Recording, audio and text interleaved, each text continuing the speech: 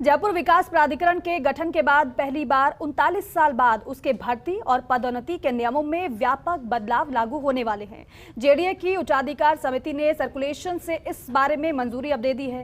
इस बदलाव से किस तरह बेरोजगार युवाओं को रोजगार मिलेगा और किस तरह जेडीए कार्मिकों की पदोन्नति के अवसर खुलेंगे, जानने के लिए रिपोर्ट देखिए आप।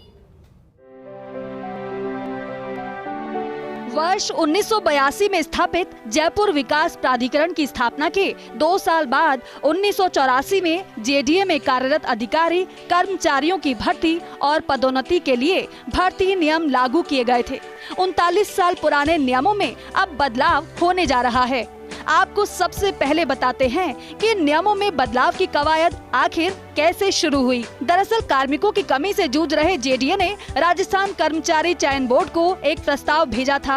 विभिन्न संवर्गों के 170 पदों पर 23 अक्टूबर 2021 को सीधी भर्ती करने के लिए प्रस्ताव भेजा गया था।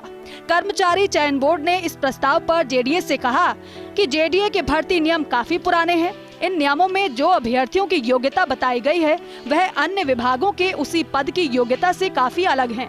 चयन बोर्ड की इस आपत्ति के बाद जेडीए ने भर्ती नियमों में बदलाव की कवायद शुरू की। अतिरिक्त आयुक्त प्रशासन जुगल किशोर मीणा के नेतृत्व में ये कवायद शुरू की गई। राजस्थान कर्मचारी चयन बोर्ड की ओर से भर्ती में आपत्ति जताने के बाद जेडीए ने इस दिशा में काम करना शुरू किया है। आपको बताते हैं कि किस तरह भविष्य की आवश्यकताओं के अनुसार बदलाव होने जा रहा है। भर्ती नियमों में बदलाव के लिए राज्य के कार्मिक विभाग के सेवानिवृत्त उप सचिव की सेवाएं ली गई। जेडीए के विभिन्न कैडर से संबंधित सरकार के अन्य विभागों के भर्ती नियमों का अध्ययन किया गया। मसलन अभियांत्रिकी शाखा से जुड़े नियमों में सार्वजनिक निर्माण विभाग के नियमानुसार बदलाव किया गया। नगर आयोजना शाखा के भर्ती नियमों में नगर नियोजन विभाग के समान प्रावधान रखे गए। लेखा शाखा के नियमों में बदलाव के लिए सरकार के वित्त विभाग के नियमों का सहारा लिया गया। विधि शाखा के भर्ती नियमों में राज्य के विधि विभाग के अनुसार प्रावधान किए गए हैं। इसी तरह आईटी शाखा के नियमों में बदलाव के लिए सूचना व तकनीकी विभाग को आधार बनाया गया। अतिरिक्त आयुक्त जुगल किशोर मीणा के स्तर पर हुई बैठक में इन बदलावों को फाइनल किया गया। जेडीए की कार्यकारी समिति की बैठक में इन पर मुहर लगाई गई।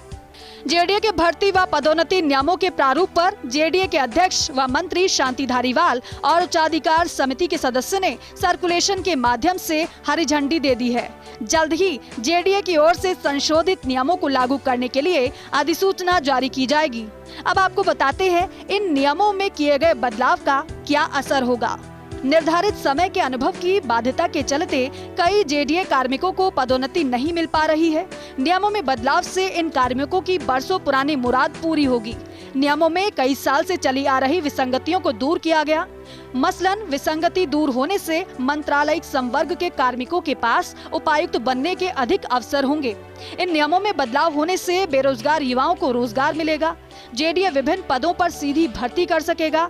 जेडीए के प्रस्ताव पर राजस्थान कर्मचारी चयन बोर्ड भर्ती शुरू करेगा। इसी के तहत कुल 170 पदों पर भर्ती किए जाने का फिलहाल प्रस्ताव है। कनिष्ठ लेखाकार के 15, कनिष्ठ अभियंता के 60, विधि सहायक के 10, कनिष्ठ सहायक के 75 और आशु लिपिक के 10 पदों पर भर्ती का प्रस्ताव है। जेडीए के भर्ती व पदोन्नति नियमों में बदलाव से जहां एक तरफ युवाओं को जेडीए में भर्ती के अवसर मिलेंगे, वहीं जेडीए कार्मिकों को पदोन्नति का मौका मिल सकेगा। लेकिन यह सारी कवायद जेडीए के कैडर स्ट्रेंथ के रिव्यू के बिना अधूरी है, क्योंकि इस रिव्यू के तहत जेडीए के कई पदों में बढ़ोतरी की गई है। लेकिन कैडर स्ट्रेंथ रिव्यू का प्रस्ताव लंबे समय से वित्त विभाग में लंबित है। कैमरा पर्सन गिरीश के साथ Abhishek Shrivastava, First India News, Jaipur.